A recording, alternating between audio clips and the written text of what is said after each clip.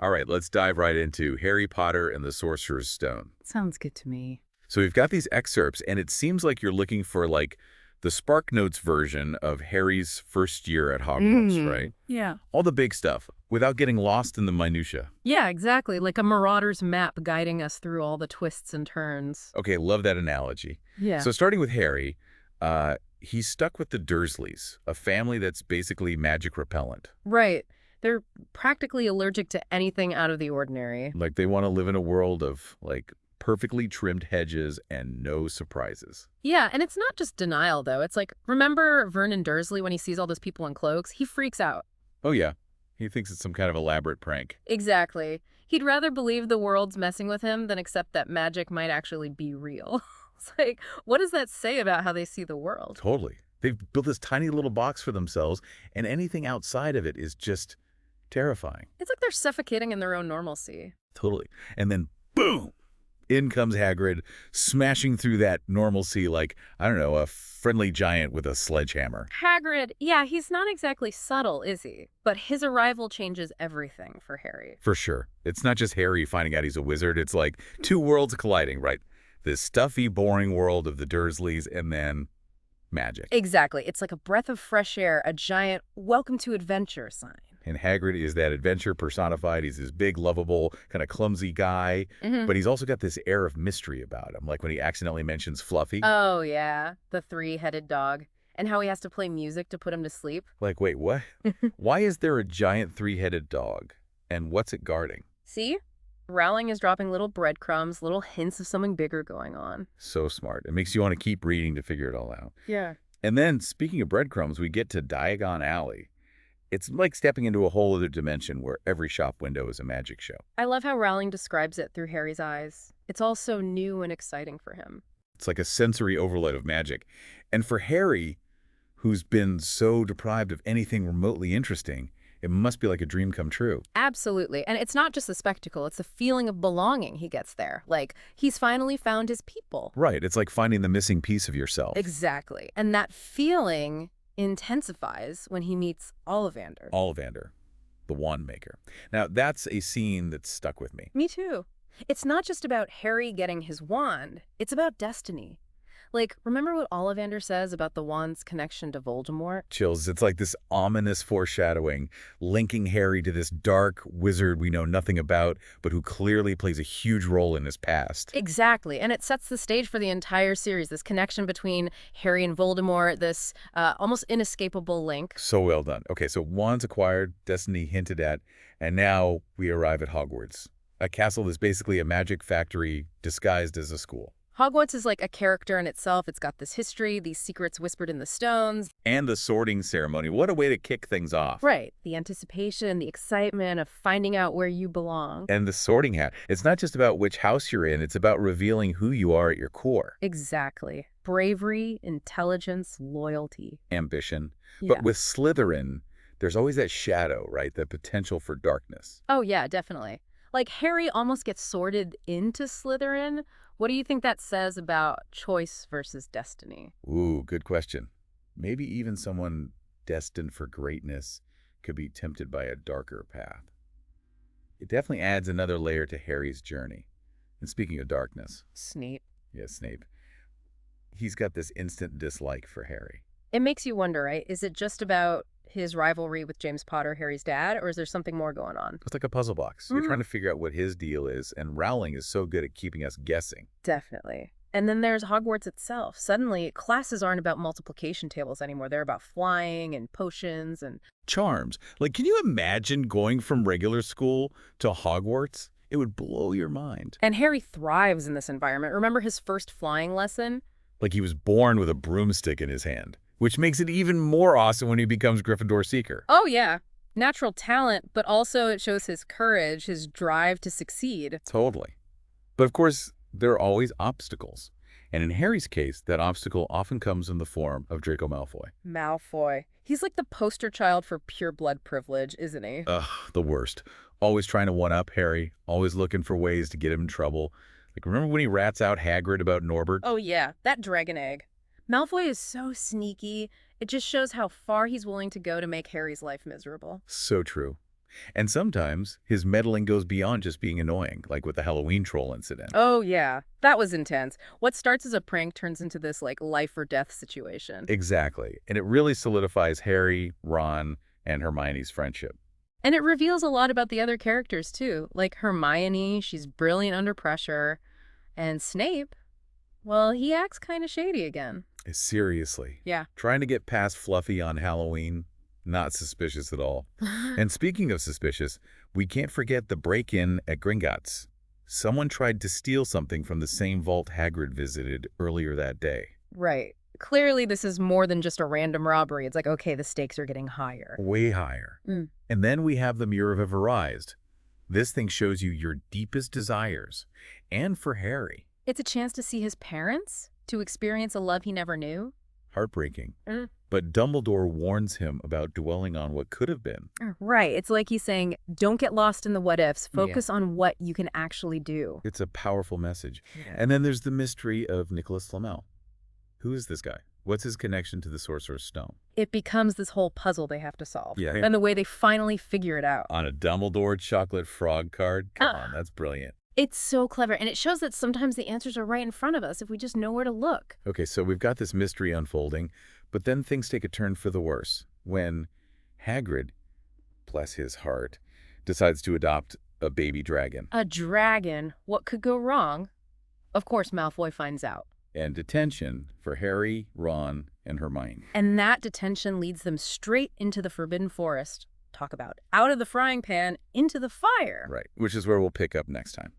Welcome back.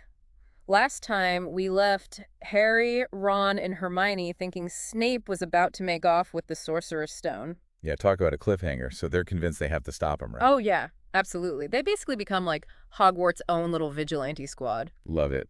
But they're not just dealing with Snape. They've got to get through all these magical booby traps Dumbledore set up. Right, like it's some kind of enchanted obstacle course. And the first one, Devil's Snare. That stuff is the stuff of nightmares. Seriously, it's a good thing Hermione paid attention in herbology. She's the MVP for sure. Remembers Devil's Snare, hates sunlight, uses fire to escape like it's nothing. Totally. But poor Neville, not so much. Yeah, he freezes up. I guess even in a magical world, facing your fears isn't always easy. True. Okay, so Devil's Snare, check. Next up, flying keys. This is where Harry's Quidditch skills come in handy, right? Definitely. He's a natural on a broomstick. And not only does he catch the key, he helps Neville get his too. He's becoming a leader.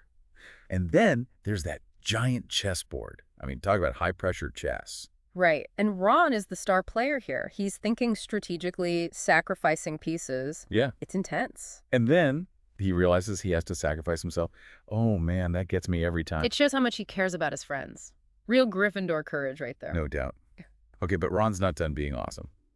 Next, it's Hermione's turn to shine. She's got to solve this logic puzzle to get through a door, and it's guarded by potions. Like a magical chemistry quiz. But Hermione is all over it. She figures out the clues, picks the right potion, boom, door opens. It's like watching a wizarding escape room champion at work. Totally. Okay, so they've made it past all the traps, and they finally reached the stone. They think they're about to face Snape. But plot twist, it's Quirrell. Right. And double plot twist, Voldemort is like living in the back of his head. I remember reading that for the first time. Mind blown. Seriously. And it makes you rethink everything you thought you knew about Snape. Totally. Was he actually trying to protect the stone all along? It's a classic Rowling move, keeping us guessing right till the end. So Quirrell-Mort, whatever we're calling him, is trying to get Harry to help him get the stone. Right. Like classic evil manipulation tactics. And remember, Harry sees himself finding the stone in the Mirror of Everized. Yeah, but this time when he looks in the mirror, he sees himself saving the stone and not giving it away. It's like his heart knows what's right, even if his head is still catching up. And then, just when things are looking really bad, Dumbledore shows up. Talk about perfect timing. Seriously, like Dumbledore always knows what's going on, even when it seems like he doesn't. So Voldemort is defeated again. But the stone has to be destroyed. Yeah, bittersweet victory for sure. But Dumbledore knew it had to be done. Too dangerous to keep around. It's a reminder that sometimes you have to sacrifice what you want most for the greater good. And poor Hagrid. He's just crushed when he finds out he accidentally helped Voldemort. It's heartbreaking, right? He never meant any harm. But Harry forgives him. Their friendship is so strong. And that photo album Hagrid gives him. with all the pictures of Harry's parents. So sweet, but so sad. Okay, last but not least, we've got the end-of-year feast and those all-important house points. For a minute there, it looks like Slytherin's gonna win again. Boo. I know, right?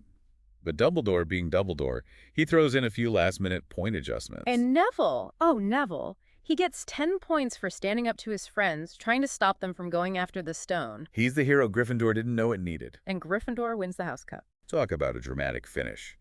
Wow, what a year, right? Harry's first year at Hogwarts. I mean, talk about a crash course in magic and mayhem. Seriously. He faced a troll, a three-headed dog, and he who must not be named. And that was just his first year. I know, right? But looking back at everything, what do you think were like the biggest lessons Harry learned this year? Well, for me, it's that whole idea that love and friendship are like superpowers. Yeah. Stronger than any magic. Yeah, true. Like how Harry's mom's love protected him from Voldemort when he was a baby. Exactly. That sacrifice basically echoes through the whole story. It's like that saying, love conquers all. But in Harry Potter, it's not just some cheesy saying. It's like a real magical force. Totally. And it ties into that theme of making choices, like Harry choosing Gryffindor even though the Sorting Hat saw Slytherin in him. Yeah, that was a big moment. He could have gone down a totally different path. But he chose bravery, chose to fight for good, and that's what makes him a hero. Right. He makes mistakes, but he always tries to do the right thing. And he never gives up. Like, think about that crazy Quidditch match when his broom was jinxed. He still caught the snitch. Classic Harry. Okay, but it's not just about Harry. Ron and Hermione are right there with him, and they grow so much, too. Oh, absolutely. Ron, he starts off kind of insecure, but he learns to trust himself, trust his instincts. And he's hilarious, always cracking jokes, even when things are super tense. He keeps things light. And Hermione, she learns that books and rules aren't everything. Sometimes you gotta break the rules to protect your friends. Like when she helped Harry cheat on that potions quiz. Sorry, Professor Snape. But seriously, she's such a loyal friend, always there for Harry and Ron. Exactly. She's like the brains of the operation, always coming up with a plan.